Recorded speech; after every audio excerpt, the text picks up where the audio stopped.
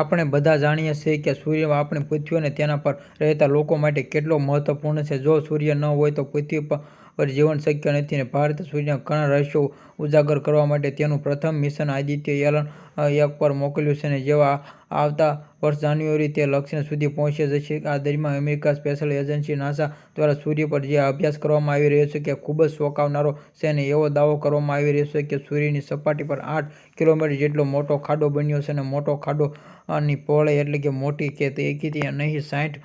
પૃથ્વી સમાય થઈ શકે છે. નાસાએ સિલિન્ડર કોરોનલ હોલ નામ આપ્યું છે અને ખગોળશાસ્ત્રીઓનું કહેવું છે કે આ કોરોનલ હોલમાંથી સૌર તરંગો આપી પૃથ્વીની તરફ આવી રહ્યા છે અને કારણે પૃથ્વી રેડિયમ અને સેટેલાઇટ કમ્પ્યુટર સિસ્ટમ પણ તૂટી શકે છે. આ ખાડો ક્યારેય પૂરો થશે નહીં અને ખગોળ સિસ્ટમના કોરોનલ કેન્દ્રમાં 4 ડિસેમ્બરથી પૃથ્વીની આસમે છિદ્રો હશે અને ખાસ કરીને નોંધપાત્ર કરે કે સૂર્યની તેની 11 વર્ષના પૃથ્વી એક ચક્રની ટોચ પહોંચશે જે સૌર મહત્તમ તરીકે ઓળખાય છે. અનુમાન 2024માં સમાપ્ત થઈ રહ્યું છે અને આ ચિંતા છે કે 500-800 કિલોમીટર પ્રતિ સેકન્ડના વેગે મધ્ય G2ના અગ્નિવર્ષ તોફાન કે આ રેડિયેટ અને ઓછી તરીકે સૂર્ય પર નિયમિત ચક્રમાંથી પસાર થાય છે અને આ કોરોનલ માસ ઇજેક્શન અને કોરોનલ છિદ્રનું વર્તમાન આ સૂર્યના ચુંબકીય સાથે અલકાય. સૌપ્રથમ મહત્તમ ધ્રુવીય અને સૂર્યની સપાટીના ઠંડા વિસ્તારોમાં ચુંબકીય ખૂબ જ